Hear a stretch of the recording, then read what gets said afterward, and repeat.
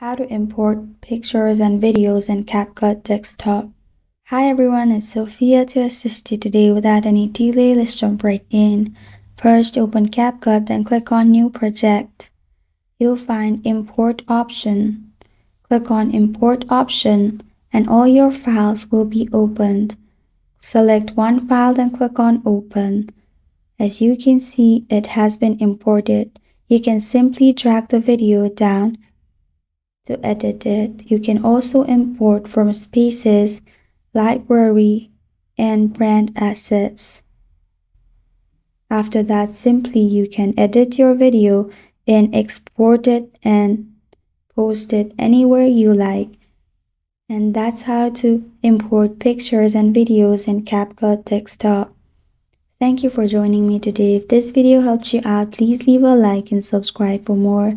Got a question or want to suggest a topic? Comment below. I am Sophia signing off until next time.